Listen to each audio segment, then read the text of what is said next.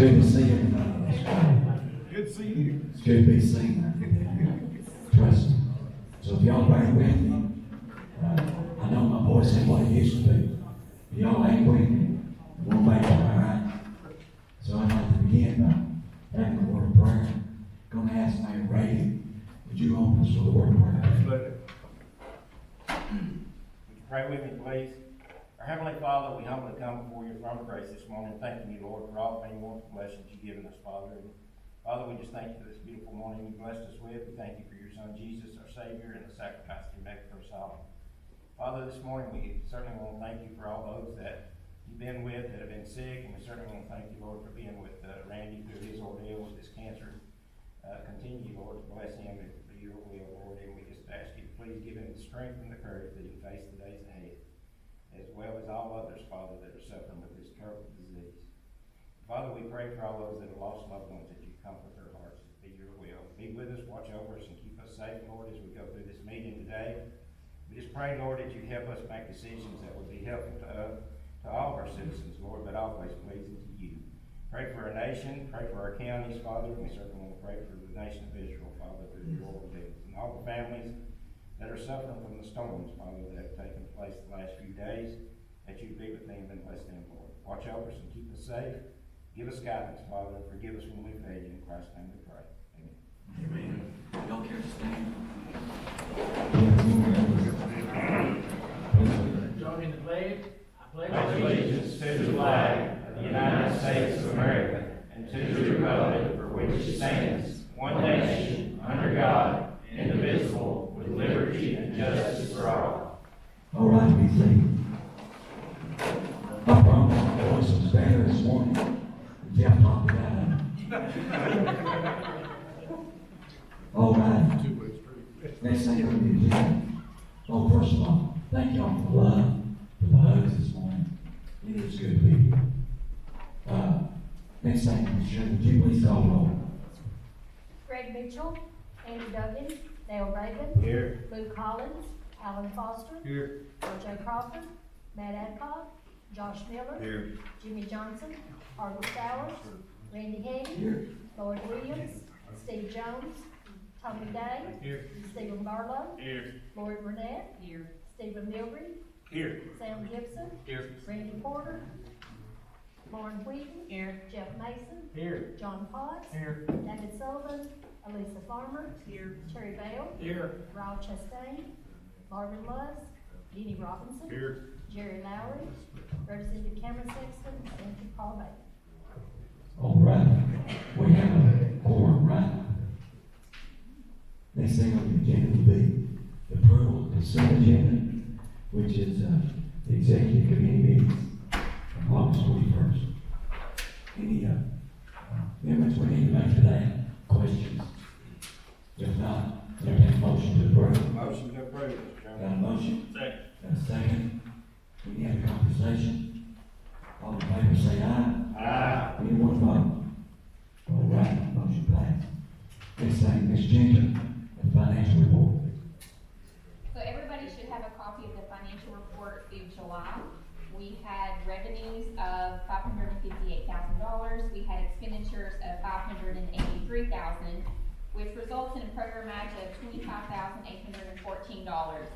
To the right, we had our matching program revenues of $23,000 and non-related grant expenditures of $947, which we had netted out for $48,667 through the end of the month. Obviously, this is just the beginning of the fiscal year, but also we sent out our dues invoices yesterday, so you should be receiving those in the mail in the next week probably.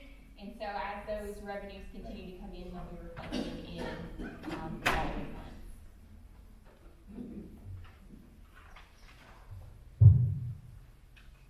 Anybody have any questions?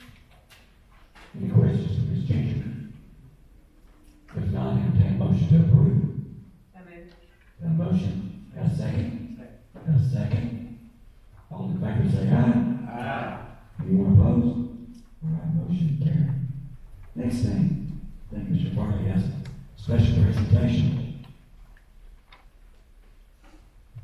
You know, Once the mayor, always the mayor. Mayor Hayes, if you would come up here just a second.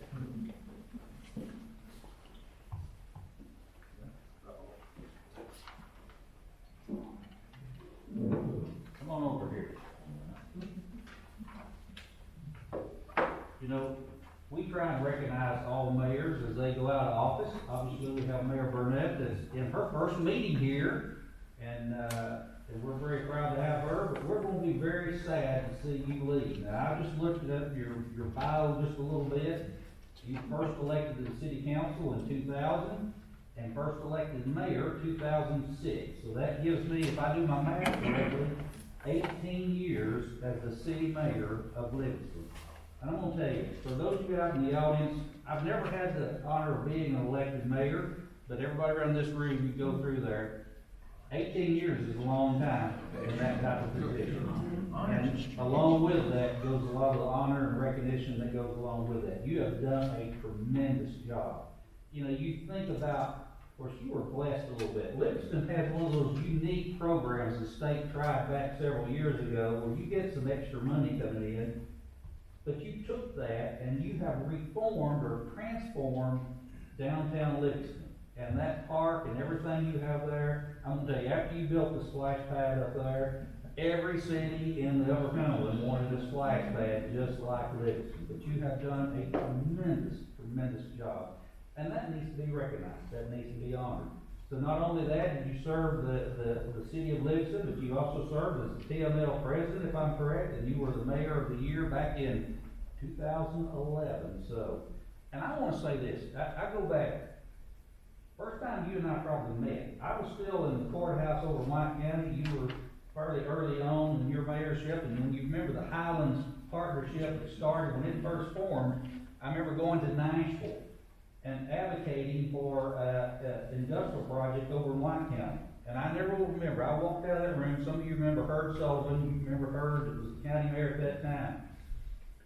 We walked out of that meeting, this man right here argued more for White County then I feel like we argued for ourselves sitting in that meeting. He did a great job, and I knew right then, he is a person that puts the region ahead of everything else. And I've always been impressed with that, and I'll tell you what, your leadership is going to be missed. We look forward to the things that's going to happen in the future, but you've done a tremendous job in the past, and we are going to miss you. So I just wanted to recognize you and honor you for that.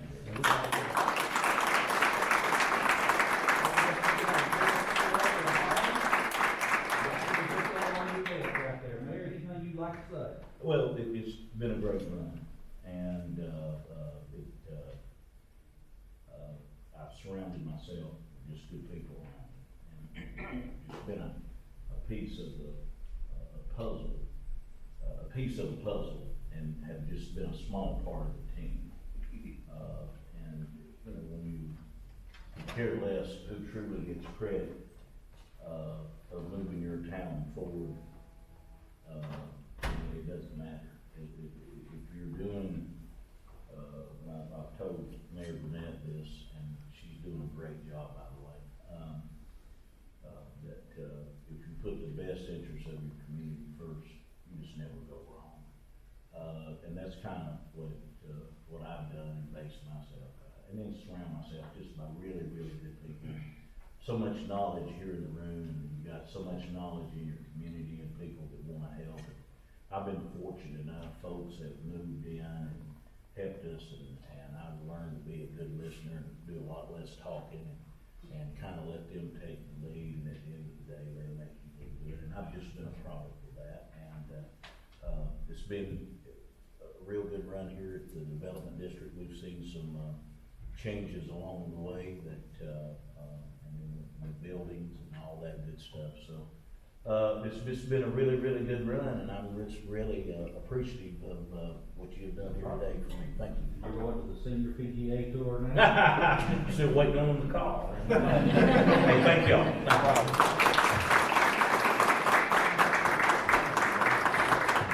If I'm correct, Mayor Reagan, that makes you the senior member of the board, if I'm correct. I feel it too.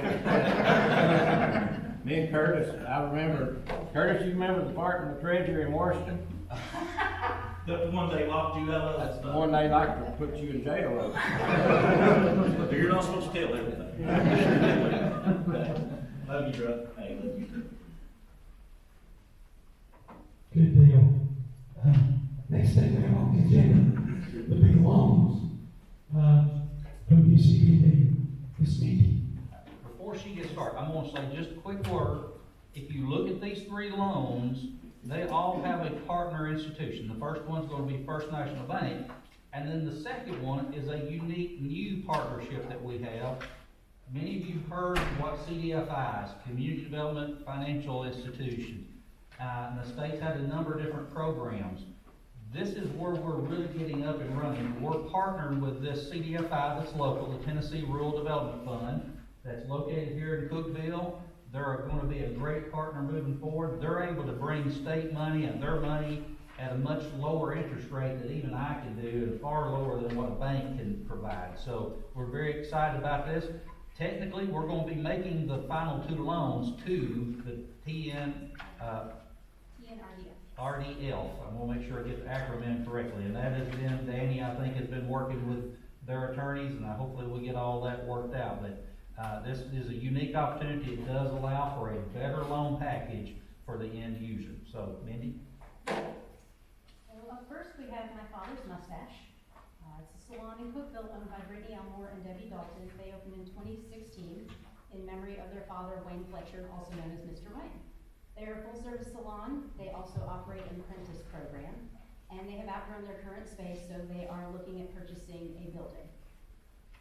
They are seeking a loan from us in the amount of $136,000 to purchase and renovate 595 East 10th Street and relocate their salon. The total project will be $880,500, with our loan being $136,000 at a proposed rate of 7.5% over 15 years, making their estimated monthly payment $1,260.74. $605,000 will go toward the purchase of 595 East 10th Street, $239,200 for renovation, the addition, and materials, and $36,300 for new furniture, fixture, and equipment. The build-out will include converting the building to be used as a salon, adding over 1,400 additional square feet of space. They will then have the potential to add over 40 new employees with the expansion as they operate multiple shifts and extended hours.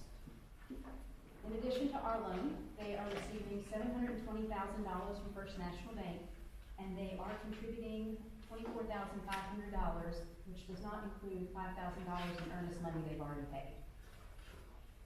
We will take a second position lien on the property at 595 East 10th Street, and then a first position on all their current furniture, fixtures, and equipment, and then first on the new items to be purchased, plus the personal guarantees of both owners, Debbie and Brittany's husband, Cody. The loan to value for UCDD is 54%, and this was recommended for approval by the loan committee on October 8th. Are there any questions on this one? Any questions? I noticed you got a change of format, the way you present these loans. I kinda like that summary sheet looking, a little better than having all that information. The spreadsheet was a little bit harder to read, so this puts all the information that's involved in the package all in one easy to read spot. The loan review committee did, however, get all 600 some odd pages to review, so we streamlined it to avoid some of the paper waste and to make it easier to read. Personally, I like that better.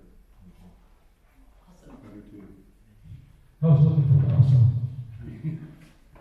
Anything to make things easier on y'all? Any other questions? All right. We're going to do these as one. We're going one at a time. All together. I'll make a motion to approve this one. All right, one at a time. Anyway, makes a motion to approve. Mustache loan. Do I hear a second? Second. Second, Jeff. Any other questions?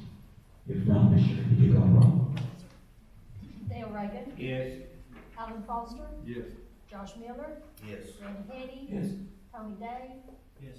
Stephen Barlow, Yes. Lori Burnett, Stephen Dillry, Yes. Sam Gibson, Yes. Lauren Whedon, Yes. Jeff Mason, Yes. John Potts, Yes. Lisa Farmer, Yes. Terry Bell, Yes. Kenny Robinson. Yes. All right, motion passed. Thank you. On to the next one, Mimi Next one is Smith. the first of the two with Tennessee Rural Development Fund. The first one is Smithville Tire and Alignment. This will be a full-service tire and vehicle care center in Smithville. They will have tire sales and service, alignment, preventative maintenance, freight services, among other services. Owner Matthew Lawrence has over 15 years' experience in the automotive industry. UCDD will partner with the Tennessee Rural Development Fund as a match to help deploy funds through Lynn, Tennessee, which, as Mr. Farley stated, Lynn, Tennessee is Fund Tennessee, a program administered by community development financial institutions aimed at assisting new and existing businesses with funding in Tennessee. TNRDF will be our borrower and will make the downstream loan to Smithville Tire. We have reviewed the in-borrower's documents to the same level as any other loan in our program to ensure they meet our guidelines, and the loan review committee has reviewed all the documents as well. The total is we are seeking a loan in the amount of $446,675 to open Smithville Tire and Alignment at 426 West Broad Street in Smithville. The total project cost is $933,350. Our loan of $446,675 has a proposed rate of 7% and a proposed term of 18 years. An estimated monthly payment of $3,640.64. Our loan will then be passed through TNRDF, who will make the final loan to the borrower. $535,000 will go toward the purchase of the building and property at 426 West Broad. $160,000 for renovations, $201,000 for new furniture, fixtures, and all equipment, and operating capital of $36,500. UCDD and TNRDF will each contribute $446,675 with an owner contribution of $40,000.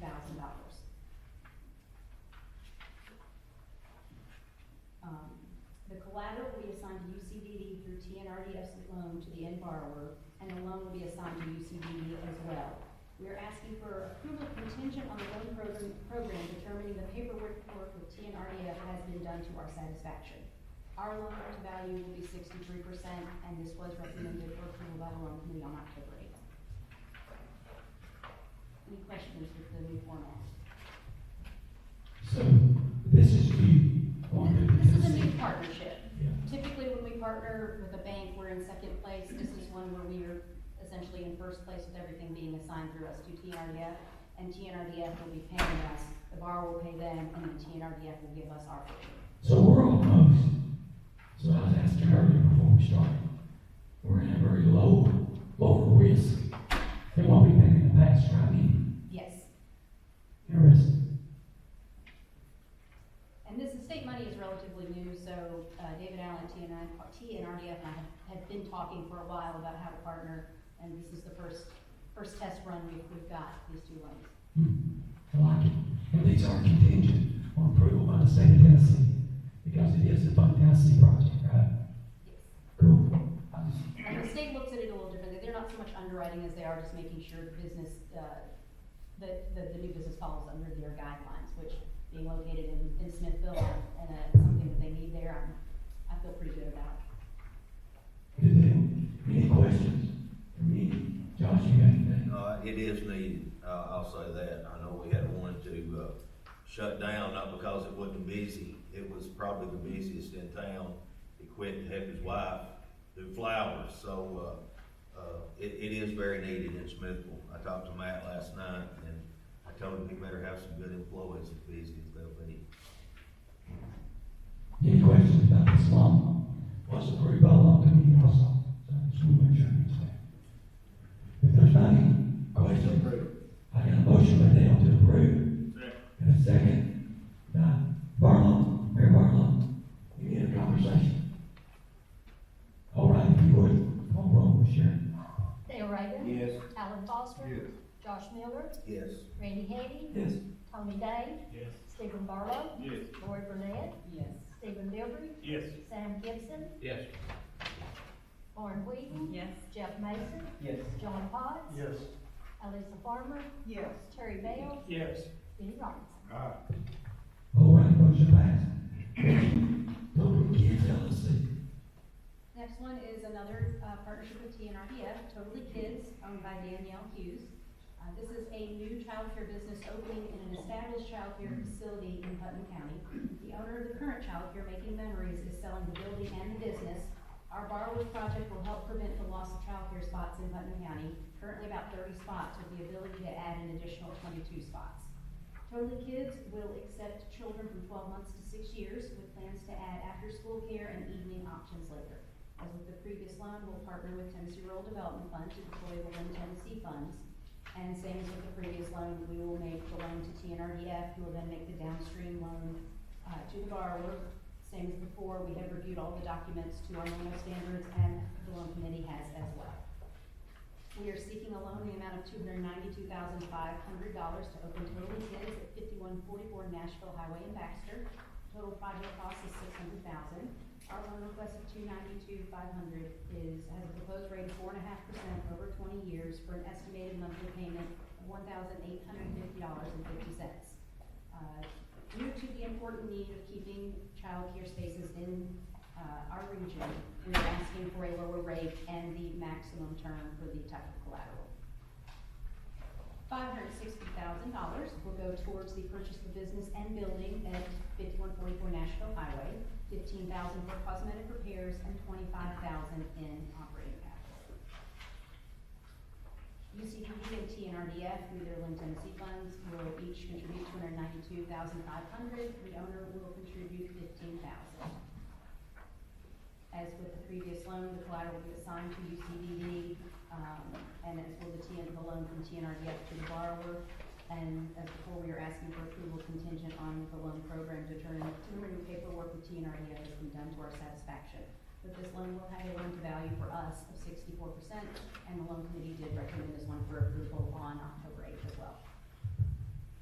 Thank you. Any questions for me on this one? Again, this is through the rural development fund, right? Crazy. I like it. All right, there's not any other questions. I entertain a motion to approve. So moved. Motion by Moore, and a second by Johnson. Any other conversation? If not, please call the roll. Dale Reagan. Yes. Alan Foster. Yes. Josh Miller. Yes. Randy Henny. Yes. Tommy Day. Yes. Stephen Barlow. Yes. Lori Burnett. Yes. Stephen Bilbrey. Yes. Sam Gibson. Yes. Lauren Whedon. Yes. Jeff Mason. Yes. John Potts. Yes. Lisa Farmer. Yes. Terry Bale. Yes. Kenny Robinson. All right, motion passed. Thank you. Thank you, Dee. Next will be action item. Mr. Brown. Okay, our first one is just an update to our comprehensive economic development strategy. None of the goals have changed, we just have to update it year to year. We take our information we gather through our summer strategy sessions, and Megan will take that and input that into the document, and then we'll have to file this with Economic Development Administration. One thing I'd just like to say on this is, looking across our 5 goals, infrastructure improvements, tourism, workforce development, industrial recruitment, and entrepreneurial development. Coming out of our summer strategy session, we're seeing movement in all 5 goal areas. I just wanted to highlight that and say, and that is more than just a budget. That's talking bringing in all the regional partners. We're really seeing a lot of movement across all 5 spectrums there. So I just wanted to touch on that. So that just needs to have the resolution 24-10-1 approved, so we can submit that to Washington. So moved. Easy peasy, got a motion, got a second by Alan Foster. Any other conversation? All in favor, say aye. Aye. Anyone opposed? We do. Moving on. The second thing, and I don't know how you wanna handle it, we have been letting you select the Legislator of the Year award, so Sherry has put together a ballot, everyone of you should have that.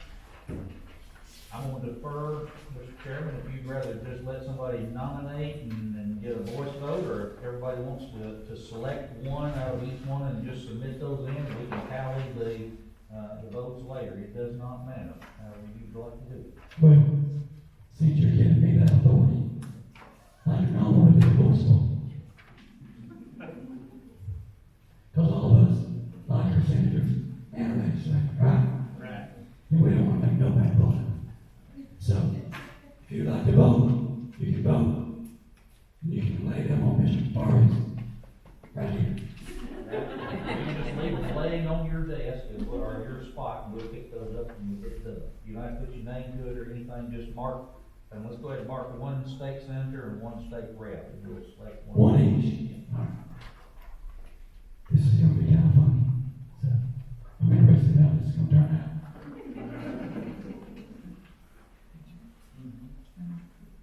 All right. So, moving on. Executive Director's report.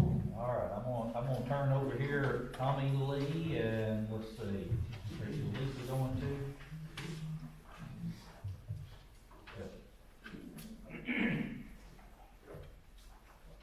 Of course, we've got Lisa Luck back. Come on, Miss Lisa.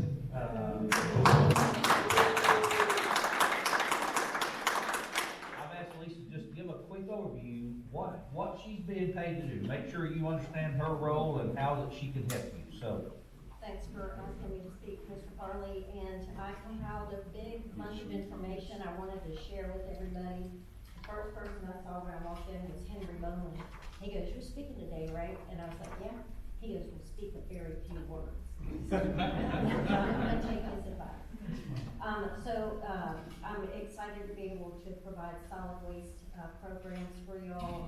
I can write grants for you. I can do your, annual report that's required by TDEC. And all the services I provide are at no charge to you. UCDD absorbs those costs through a grant. So if it has to do with garbage, I'm the person that you need to call and ask.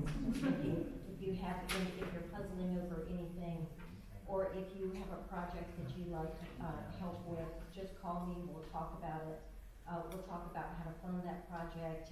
There's several grants that TDEC provides throughout the year. We just completed a recycling equipment grant, and the household hazardous waste. In the spring, we will have, several grants, organics grant, convenience center grant, used oil grant. So I can help you with all of those. And, also, if you need permits for convenience centers, I can help you with that too. So just call me, you all have my number, I'm happy to help. Let me add one thing. I know some of you may have staff that just want to handle their own reports and stuff like that. It does not hurt to let Lisa take a second look at them before you submit those. And actually, in meeting with TDEC, they would like to see her sort of review things before they go in. That just have to make sure that everything's being covered and being done in the same format. So, Yes, thank you, Lisa. yes, thank you. Now, Tommy. Thank you, Mr. Farley. First, let me just say that it is an awesome feeling to see my good friend sitting in that chair over there that just stood there. So good to have you back.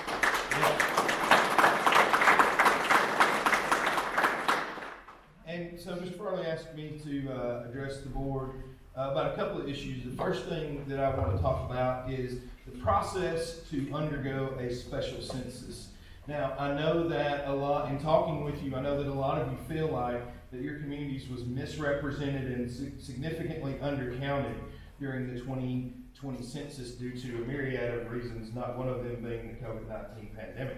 Amen. And so there is a way that you can rectify that situation and get, around the number that you think that you should be at. And that is to undergo a special census. And so Mr. Farley kind of asked me to lay out what that process looks like and how you can undergo this. So the first thing you have to do is you have to hire someone or conduct a special census. You have to go door to door and you have to get a list of everyone who lives in the house. There are companies out there that do this sort of service. Unfortunately, the development district is not one of those that you can hire due to the fact that we are the agency that certifies the work of the people doing the special census by the state of Tennessee. And so, if you're going to do a special census, you really need to plan it out at least 12 to 18 months. Because it takes these folks, if you want it done right, it takes them, a few months to be able to conduct the special census. And so the state of Tennessee has actually laid out some guidelines of how, once you get your special census, to get it certified. And this, you don't have to write this down, I'll have this information available for you. So on January 1st of whatever year, you are to submit a letter of intent to the Boyd Research Center saying that you are going to conduct a special census. On March the 1st, you are to submit your special census documentation to the Development District. Now, once you submit that special census documentation to us, we actually go out and do a field check of the work that has been done by your city or county. And when we go out and verify, we have to verify at least 10% of the population with no more than a 5% error rate. So just for simple math, if you have 1,000 people, we're gonna go out and look for 100 of them, and no more than 50%, no more than 50 of them can be wrong. So once we conduct that verification, we submit our findings by May the 5th. Five. Yeah. So on May the 15th, we submit our findings to the Boyd Research Center. Whether we certify it or whether it's got too many errors. And so that's the process that you need to go through. But like I said, in actuality, you need to be planning 12 to 18 months ahead of time if you want to do a special census. Questions regarding that? What's the typical cost to do a special census? It depends on the population. You're going to cost more than anyone. I mean, I know expensive, sorry, didn't know everyone else knew that. Yeah, and just because we've never dealt with that before being the certifying agency, unfortunately, I wouldn't have any idea. I know that Livingston has previously done them, City of Crossville, here in our region. So we've done special censuses for them. You can contract with like a local nonprofits and stuff like that. You can get like the volunteer fire departments to help on something along that line. I know some communities have done that in the past. Maybe some other group like that that's local and it would keep money in the area. I want to say we've done one for Cookville too, if I'm not mistaken. I know we had issues with the census in 2020, and we've had, tried to get that rectified, but to no avail, so. Any other questions?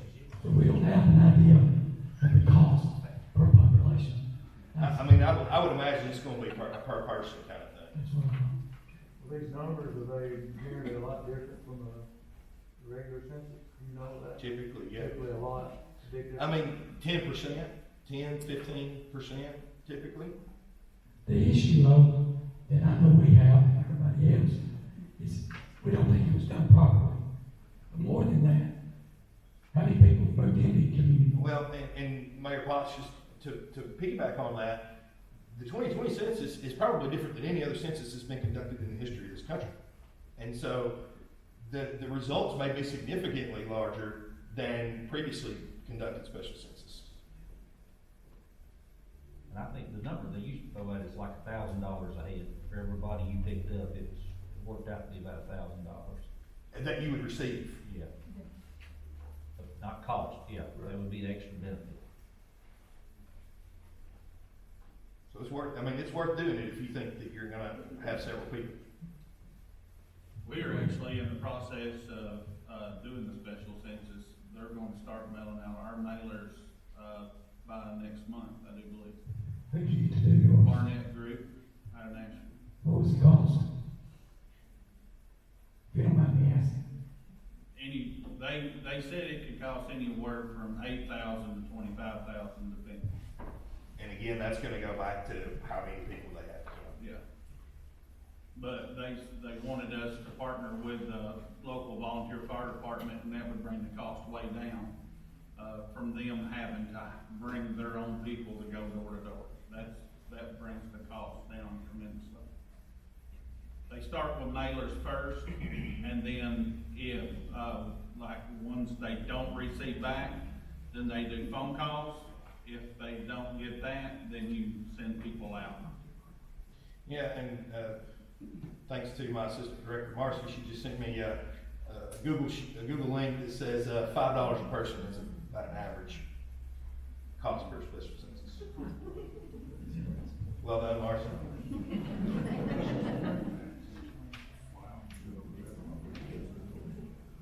Any other questions regarding special census? you want me to just go ahead and move on then? All right, so, Mr. Farley has also asked me to address the executive committee and give some updates regarding some of the grants that we are currently administering and some upcoming grant deadlines that you should be aware of. So I'll start with the TDEC State Water Infrastructure Grants, otherwise known as the TDEC ARP grants. And so currently, the Development District, we are administering 71 projects for 18 different jurisdictions. And about 15% of those projects are under construction, with another 25 that have their plans and specs approved and that are waiting to bid out. So these are projects that I would say are ahead of schedule. And now I know that sounds weird to say because we've been working on this for about 3 years, but when we talk to other development districts across the state, that's about where we think that we're at.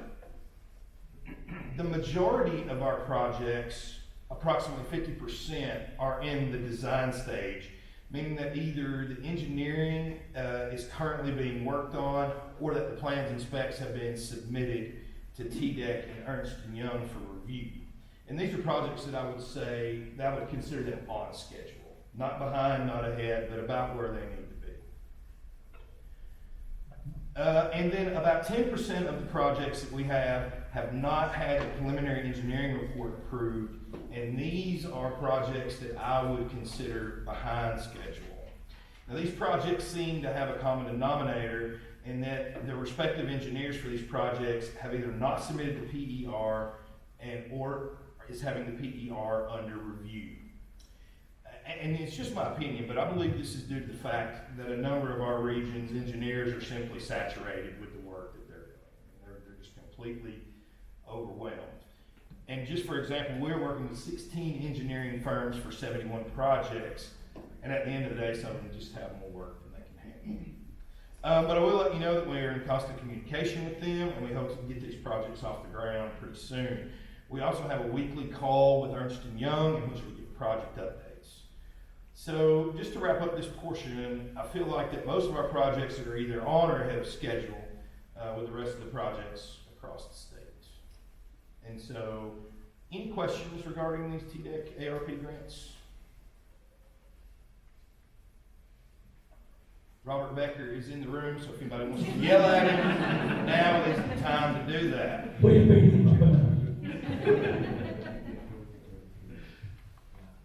All right, a couple other just upcoming deadlines that you should be aware of. And that is the Appalachian Regional Commission regular round grants. And so the ARC grants are going to be preliminary applications are due in early December. And just to give you a couple of examples of eligible projects, building businesses is one of the things that they will allow you to apply for. And in downtown Middlesboro, Kentucky, a community used ARC funds to demolish and excavate building and clean the site. So it helps out with that business, building businesses. Second would be supporting the workforce ecosystem. And this is a grant that we're actually going to apply for. We're seeking a planning grant that could aid in supporting the workforce ecosystem by providing childcare capacity.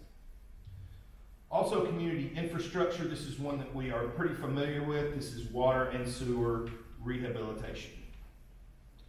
Regional culture and tourism projects, and we're going to use the city of Livingston, who currently has an ARC grant that is doing downtown revitalization.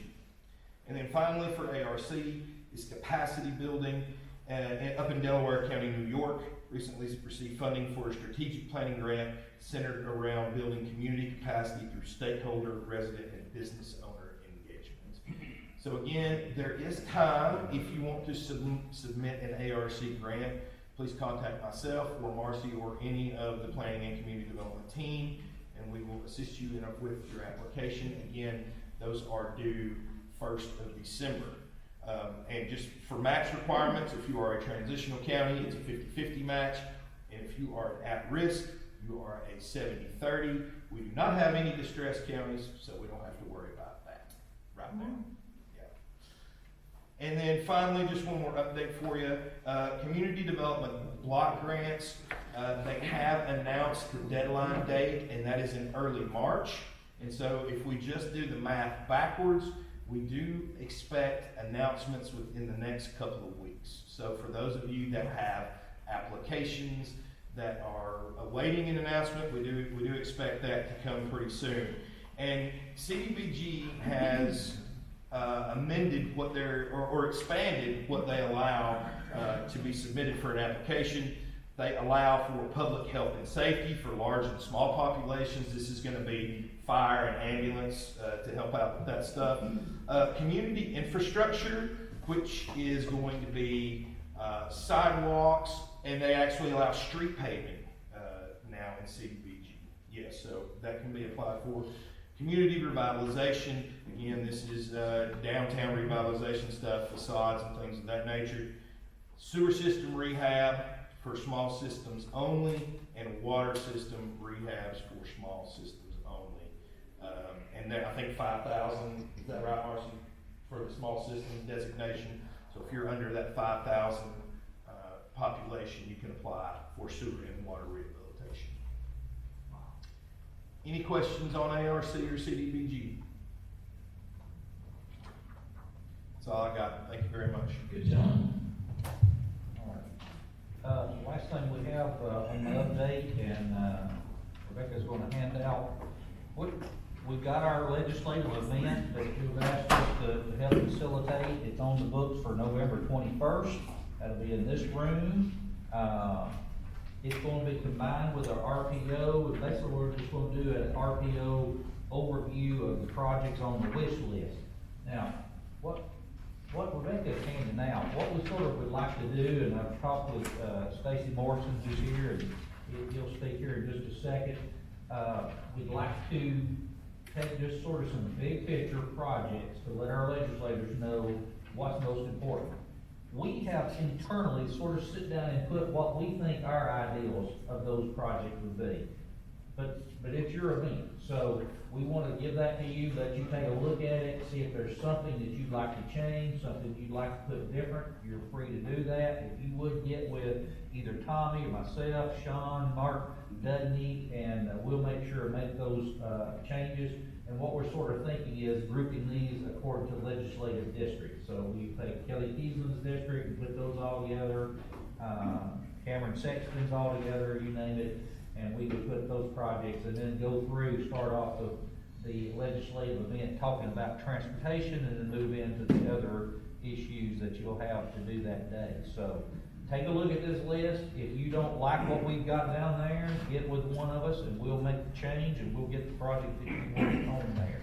And so just let us know what you think. And I know some are not here today, and we'll reach out to them as well and get their opinion. So, Mr. Farley, yes. Steve and I get an award because we've already completed ours. Have you? We have. I didn't know that. So, drive up through there. Okay. You just need to figure out what your number 2 wish list is. Yeah, we need to work on that, don't we? I missed it, what was it? I'm gonna start hauling him down here, to get him here. And then keep him awake.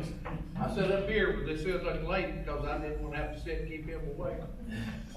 I told them our list there, we've already completed ours, Steve. Good. We'll get it forward.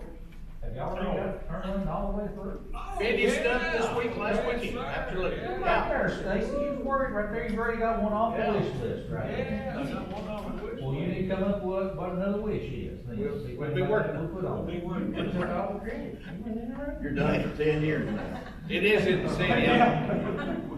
It is in the city, I wouldn't want that out there. Well, hey, That's the reason. it starts out in the county, you know, it's at the dairy point, it goes off, it takes you a little bit of the city. Okay. Chairman, that's my report. Well, I appreciate that. Yeah. That's all you guys. Well, that reaches part. I'm gonna let you. I'm gonna start off with Robert Becker, his name's already been called. Thank you. I'm Robert Becker with the Tennessee Department of Environment and Conservation. I have a couple of updates. So over the next couple of weeks, Deputy Commissioner Greg Young is going to be transitioning out of his role. So I know that he's been involved in a couple of projects in the region. And as he leaves, he'll be replaced by Ronnie Atkins, who was formerly over the Division of Stakeholder Engagement. So as we go forward, we'll make sure that, as we are moving forward with those projects, I'll make sure that Ronnie is put into those too. Some other stuff, the ARP, thank you, Tommy, for talking a little bit about that. They also have a couple of mayor's retreats that are coming up November 18th in Nashville at the TBI building, and then November 28th at Chattanooga State Community College. So I'll send those invites back out, but just wanted to make sure that this is an opportunity for one-on-one time with Vina and the team from SWIG. So if any of the mayors want to join that, we would love to have you all there. A couple other things. In East Tennessee, 3 of the parks remain closed out there. So David Crockett Birthplace, Rocky Fork, and Roan Mountain. And not really sure when those are going to come back open. So I'll kind of keep you guys posted on that. But also, TDEC has opened up a new office of outdoor recreation. And that is being led by Brian Clifford. And that's going to be where our LPRF, our RTP grants, and our trips and LWCF grants are all out of. So as we go forward, just if you're interested in any of those, let me know, and I'll get you connected with the right people. But that new office is also going to be over Blueways and Greenways. So trying to promote that and grow that. And one last thing, Pickett State Park Manager Travis Stover, he's moving into a new role. He'll be now the regional manager of this area. He'll be a great asset to Tennessee State Parks. And that's all that I have. Any questions? Cool. Well, as always, we're here to be a resource, so please let me know what we can do. Thank you. Stacy Borson, what you got? Thank you. As we know, we've been dealing with a lot of storm damage in northeast Tennessee, so all 4 of TDOT's regions were involved in helping with that effort up there. But I also we've gotten a lot of help from Florida DOT. You know, they deal with this type of disaster almost every year from the hurricanes and stuff, so they've really been a big help. We actually sent 2 teams to Florida. I think today they were headed to Florida to help them with their latest. We are undergoing a lot of reorganization in the department. Everything's pretty well settled from a regional standpoint as well. Bo Hoskins is still the district manager here, so he's your primary contact for all things TDOT from a regional standpoint. And then we'll try to have some additional folks here for the meeting coming up that Mark talked about. Again, speaking of that, take a good look at that list and add any information that you need, so I can make sure that I've got all the right folks here to be able to address any questions, give updates, and we look forward to hearing what your additional priorities are at that meeting as well. Always reach out to us through our RPO coordinators, Mark and Sean. You know, they're the resource that you need to go to. They've got all the information from our state grants as well as our federal grants as well to help you guide you through that process. There's a lot of stuff out there to try and get funding for, and I know everybody has their needs. Statewide partnership, had submittals from that are currently under review. Those will go into our 10-year plan. I hope we'll give an update on the 10-year plan at that meeting coming up in November as well. Several of you put in for the multimodal access grants and made it to that next round for that, so those are still under review as well. I'm not sure on the announcement on those grants as well. Maybe the next legislative session on those. So again, just reach out and we're glad to help answer any questions that you'll have. Good to be here. Thank you. Okay. Don't see Josh Wilkerson, but I do see Alice sitting back there. Yes, and Josh actually took a couple of days off, so he said we need to do it. So I'm Alice Mills for USDA Rural Development. Josh wanted me to let everybody know that we are accepting applications for RDDG, the Rural Business Development Grants. So if any mayors have anything they want to talk about with Josh, he'd be glad to talk to you about projects. Also, our new year started October 1st. So our interest rates changed for the programs that I do community programs. Community facilities interest rate is currently 3.875, and our water and waste interest rates are currently 3.125. So if you have any projects you want to talk about or anything that you need in your area, just let me know, and I've got my cards with me, and if anybody wants to take one, if they have a project or something come up they want to talk to me about, so just let me know. Thank you. Cliff Whiteman with, now I've got down here, Crosswood, it's Upper Cumberland. Upper Cumberland, yes, sir. Okay. Good seeing you, Mayor. I tell you, we got big things going on in Jackson County. Real quick with us, I guess you hadn't been under a rock. We had some massive groundbreakings last 2 weeks. We was very, very blessed with the legislature and Governor Lee, with the big B, the $1 billion, and we were ready for that. At Livingston, we had 2 huge expansion buildings going in. If you go up there now on the campus, one is under construction, and those expansions help us add more folks at Livingston. Crossville has got 2 large expansions going on up there. Bledsoe County has a brand spanking new campus going in. And then what we're looking at now, being that we're pretty much spaces took up all over at all our TCAP properties, we've been kind of going around looking at what we can do, and more in Jackson County, and more in White County, and more in Clay and Pickett. So that's kind of where we're at right now. I do need to say one real quick shout out with all the stuff we've got going on. We mentioned the water. I don't know if y'all knew this, but the Crossville, with the TEMA and the TBR, we're working in conjunction with them. We're the East Tennessee distribution point of all the water going up to East Tennessee and West North Carolina. So all this water's coming all the way from across the state as far as Memphis, and we're getting it and taking it on into those areas. I think I've lost count because I was going to put over, it's like a second job, but I believe today we're on our 45th full tractor trailer load of water that we took over there. So, and I tell you what, can't give enough gratitude to our TCAT staff and faculty. But a lot going on, sir, absolutely a lot. Tyler Asher, Labor and Workforce Development. Absolutely. Just want to say a quick thank you to those. A couple weeks ago, Deputy Commissioner Dwayne Scott was in the region, district tours and visits. We had some regional partner lunch, and he thoroughly enjoyed the hospitality, all the conversation. He's already planning to do another visit this spring and getting into some more of the other outlying counties, so thank you for that. Secondly, you should be seeing some American Job Center resets. They are kind of coming through a little bit of rebranding, bringing them together, more pushing the workforce development into the workplace so that we can hopefully become a better asset and a better part of that. If you didn't hear yesterday, Governor Lee is putting $1 million into workforce development in the nuclear world. So we're at Texas groundbreaking yesterday, and he's committing $1 million to that. So we are all things headed into the nuclear direction because our proximity to Oak Ridge. Cliff and I were just talking about that. So we're going to do a nuclear education training day over at Tennessee Tech in about a month. So if you are doing industry tours and anyone brings up any workforce issues, by all means, please feel free to reach out to me.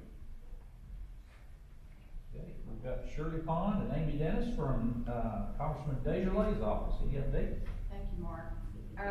Not really a lot. The congressman's been working with the other congressional people in the state to see that the East Tennessee people are taken care of. And it's been really a rough situation for them, as you all know. So, just keep them in your prayers, and the people that are up there, we're trying to see that we can get them as much money as we can. Thank you. Tanner Cox, Congressman, or Senator Haggerty's office, sorry. Morning, everybody. Tanner Cox with Senator Bill Haggerty's office. Like she said, we've been busy in East Tennessee, just making sure they have all the resources they need. Senator spent a few days up there. A couple weeks ago, we did have safe travel in Upper Cumberland. In August, we were able to visit Putnam, White, and Warren counties, did some industry tours. It was good. In DC, there's not been a lot going on. We did have the continuing budget resolution in September that got finalized, and all eyes are on November 5th at this point. But as always, if there's anything that our office can be of help of, just reach out to me or Bonnie. Did Leah slip in? Leah Bain, Congressman Rose's office. Good to announce her name again. Hi, everyone. I know that been in DC for the last 5 years, and moved back to Tennessee, got married, so it's great to be home. And I've rejoined Congressman Rose's team on the district side. As everyone I'm sure knows, the heart of our office, Rebecca, passed away in April, and so miss her very, very much. And it's going to be taking a couple people to help fill the hole that she left in our office. And so I'm going to be working on the district side. I'll have our 6 easternmost counties, so Putnam, Cumberland, Overton, Pickett, Fentress, and Scott. And so I'll be seeing lots of you, I'm sure, but just any of your constituents that need help on the federal level, please give us a shout. We'll be happy to help. Guess it's called Julia Grider now, shouldn't I? It's all right, I still answer to Leah Bank. That's all right. Good. Did I miss anybody? Is anybody, any other regional partners? I got them all covered. Good deal.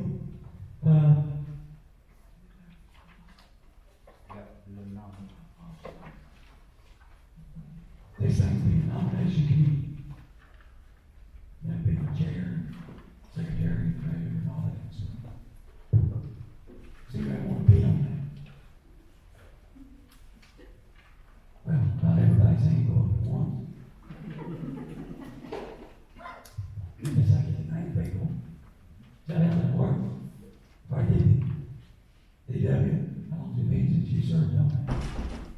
Last week, I think. Yeah. I don't care. All right. So Dean Wayne, Terry Bale, would you care to do it?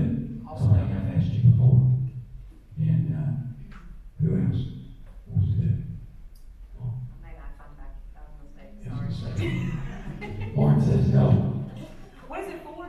It's just something, chair, pro chair, pro team, all that. It is what it is. Fire department, Stephen, you can serve. How's that? All right. That's on 3. Work for you? All right.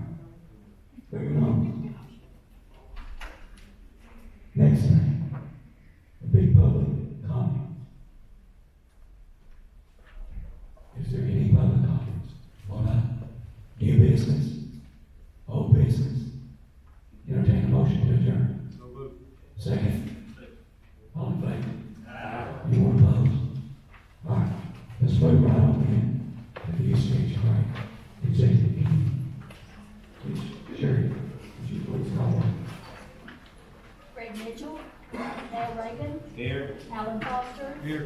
Matt Adcock, Josh Miller, Here. Jimmy Johnson, Randy Haney, Lloyd Williams, Steve Jones, Stephen Barlow, Here. Stephen Bilbrey, Here. Sam Gibson, Here. Randy Porter, Lauren Wheaton, Jeff Mason, Here. John Potts, Here. David Sullivan, Elisa Farmer, Terry Bale, Here. Kenny Robinson, Here. Jerry Lowry, Representative Cameron Sexton, Senator Paul Allen. All right, we have 4. Next thing will be approval of the consent agenda. So moved. Got a motion? Here, a second. Second. Second by Lauren. All in favor, say aye. Aye. Anyone opposed? All right, financial report. Go ahead, Ms. Jennings. Alright, so this is our funds report also through the end of July. We had total direct revenues of $754,000, expenditures of $977,000, which results in program match of a little over $220,000. Now, the majority of that, if you look to the right, is transportation, and that's just timing with the beginning of the year and revenues not having been received yet. We had total matching revenues of just $6,900 and non-grant related expenditures of $5,800. So when you net out our match, and if we do have transportation match that comes out of the restricted fund balance, we are in the black to the tune of $28,000 for this point during the year. Like I mentioned in the previous meeting, we did send out our annual dues list, and so just for those that sometimes we do get questions, that just helps us to meet our program match requirements throughout the year. So we appreciate your support in that. I don't know if anybody has any questions. Ms. Ginger on financial report?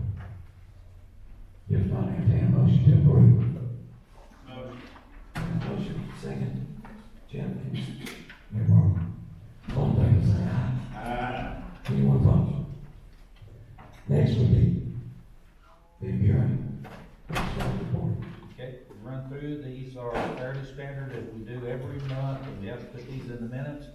First major thing in that packet of information is our July financial report. We go through our budget. You can see the monthly activity report, our credit card report, and what the in-kind report looks like as well. That's included there.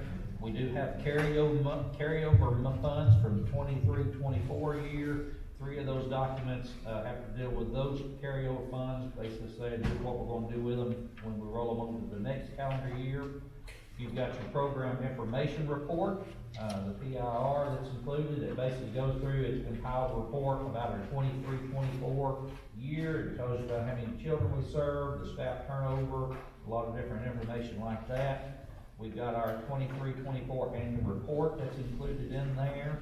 And then also our 24-25 strengths, needs, and interest parent survey. You can see that information that was done.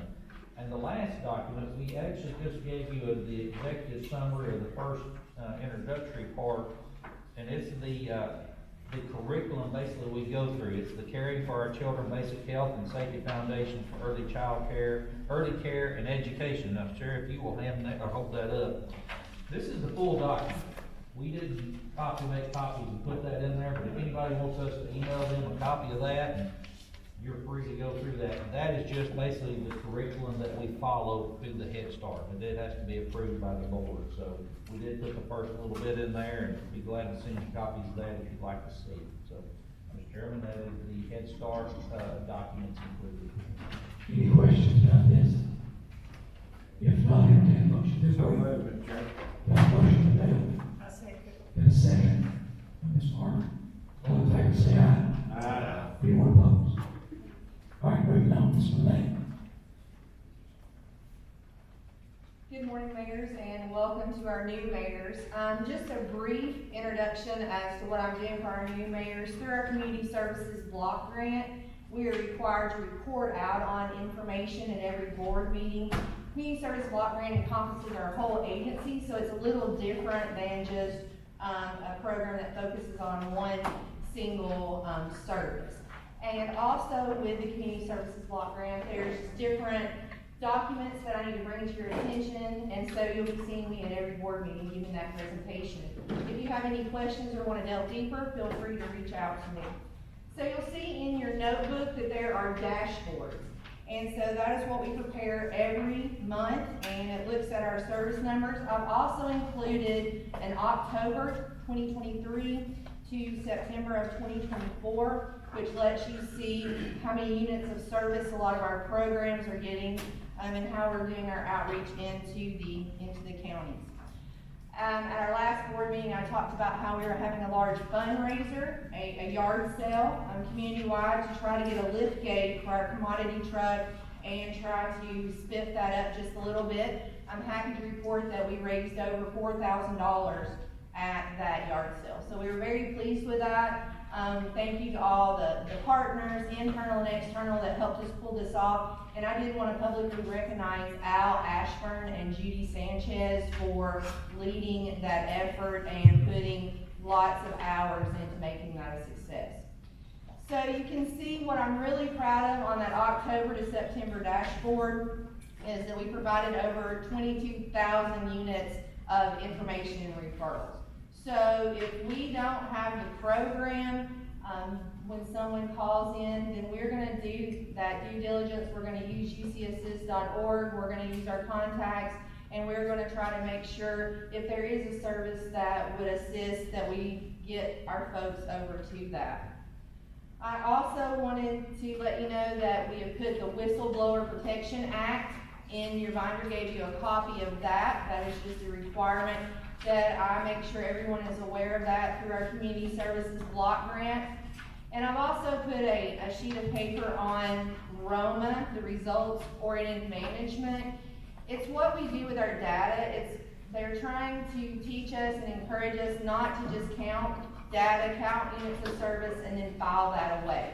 That we should be talking about our data, continuously analyzing our data, making sure that we're capturing what we need to capture, and by looking at that data, if we need to do something different to serve our region. So I will let you know that the dashboard will change for October. We no longer have the water program, and we no longer have a rental program. So those will be coming off the dashboard, and we're gonna start capturing outreach events. That's something that we've been capturing for the past year and a half, and so I'm gonna put that on this dashboard, beginning with the October numbers, so that you can see how often we are out in the counties conducting those outreach events. If there's any events that you would like our staff to be at, please just reach out to your county office. They would be more than happy to come to your event. Right now, we are in open enrollment for LIHEAP, so if you know folks that are needing assistance with their utility bills, please direct them toward our county offices. Does anyone have any questions for me? So you said the water and rental assistance is permanently done? Yes, it's not renewable, yes, not being renewed. We're always looking for other funding sources.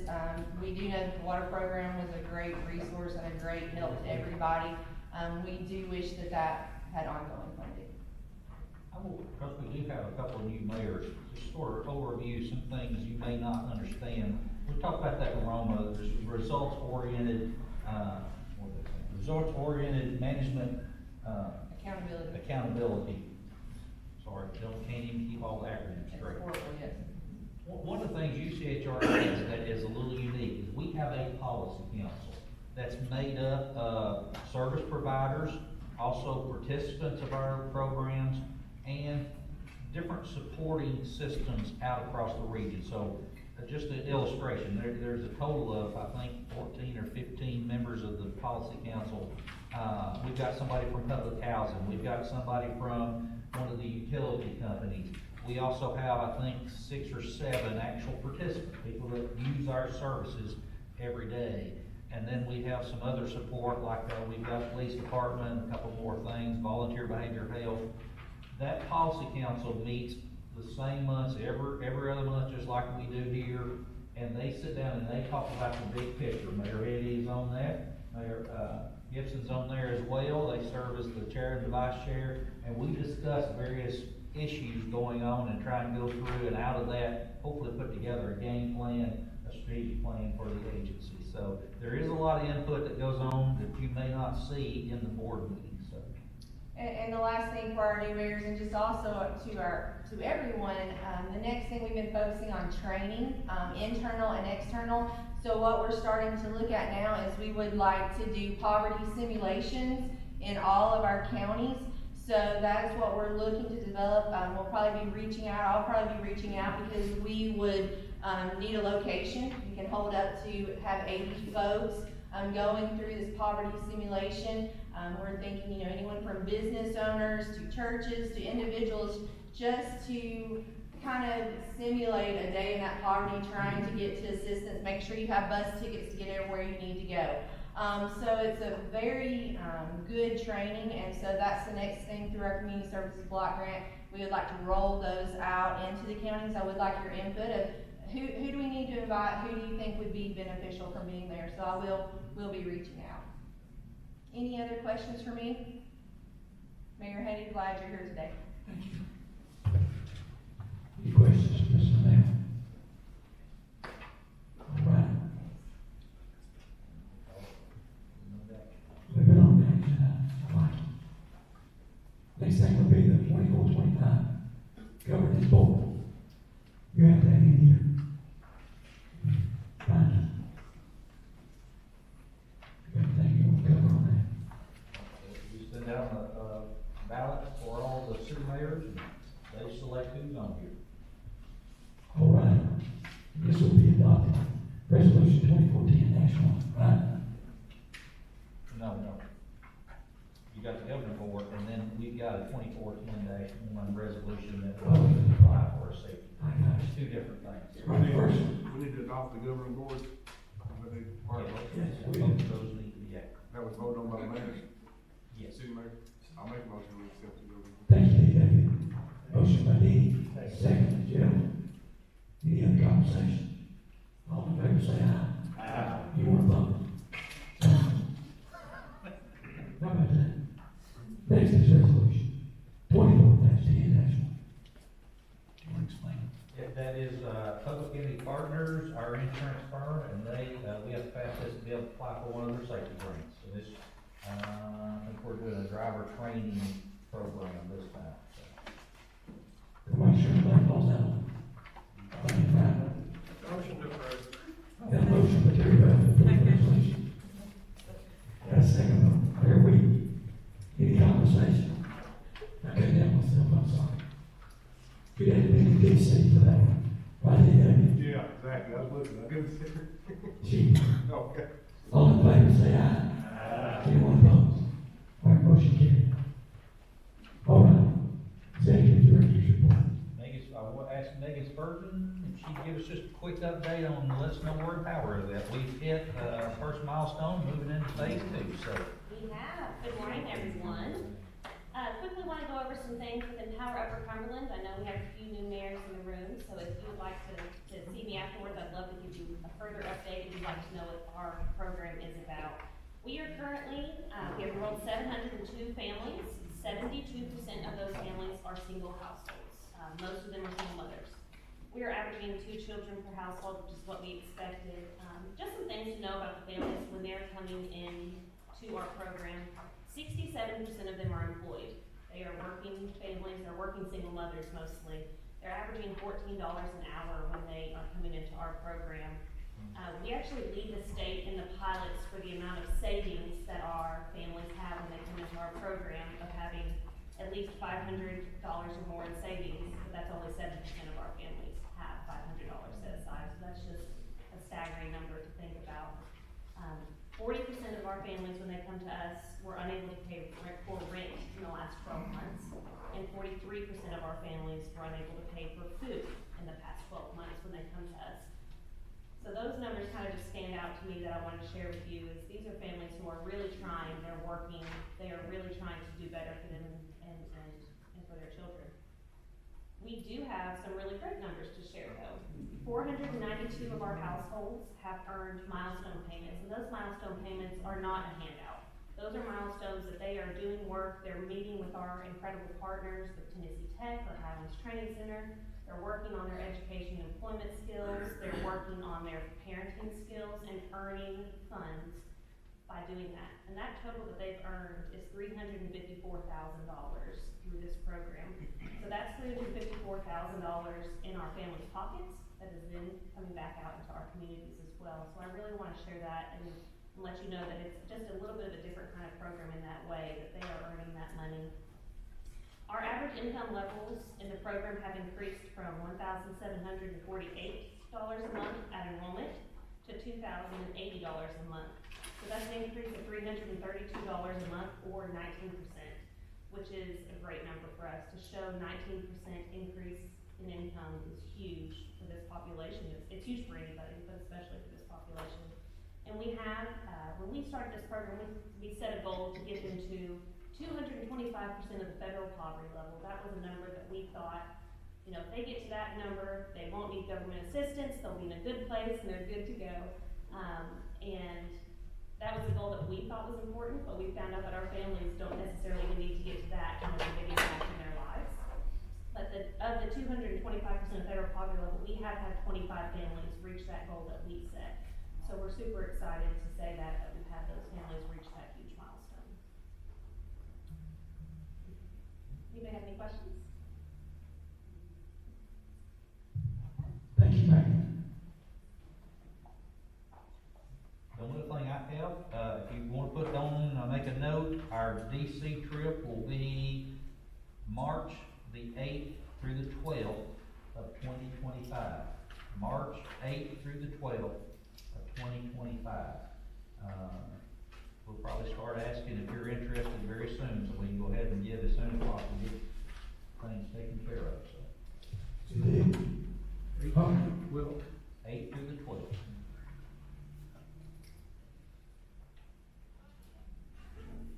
All right. Is there any old business? New business?